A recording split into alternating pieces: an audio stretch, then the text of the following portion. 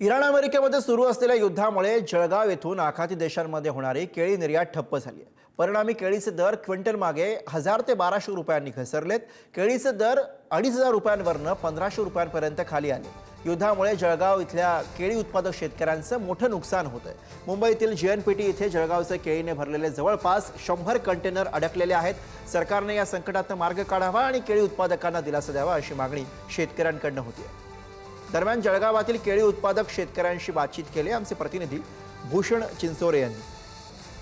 केळीचा जिल्हा म्हणून जळगाव जिल्ह्याची ओळख आहे। जळगाव जिल्ह्यातून मोठ्या प्रमाणात केळी जी आहे ती आखाती देशांमध्ये निर्यात होते। मात्र इराण आणि अमेरिकेच्या सुरू असलेल्या युद्धामुळे केळी उत्पादक शेतकऱ्यांना मोठा फटका बसला आहे। आपल्यासोबत केळी उत्पादक शेतकरी आहेत, आपण त्यांच्याशी संवाद साधणार आहोत। दादा, युद्ध सुरू आहे, युद्ध थांबण्याचं नाव घेत नाही, मात्र मोठा फटका जो आहे तो बसतोय।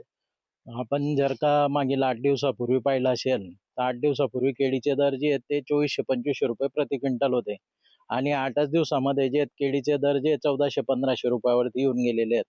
आता जे रमजान महिना सुरू आहे आणि मोठ्या प्रमाणात मागणी पण होती आणि निर्यात पण चांगली होत होती, त्यामुळे जे केळी उत्पादक शेतकऱ्यांना आर्थिक फायदा होईल असं आम्हाला वाटत होतं।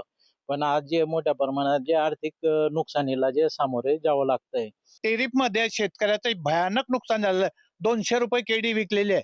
जिथं 20 लाखाची केळी 40 लाखाची केळी होणार होती, तिथं फक्त 5 लाखात 2 लाखात ती विकावी लागली। त्याच्यामुळे शेतकऱ्याला इतका भयानक मोठं नुकसान होत आहे ते की ते सांगूच शकत नाही। या शेतकऱ्याचा वाली कोणीच नाहीये।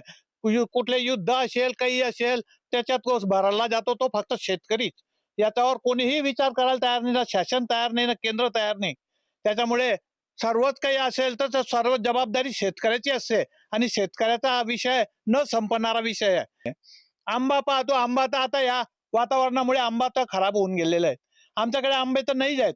केळी एकमेव चांगलं पीक आहे आणि त्या केळीला असा जर फटका बसत असेल तर शेतकरी मरून जाईल, हा याला तारणारा कोणी नाही आहे।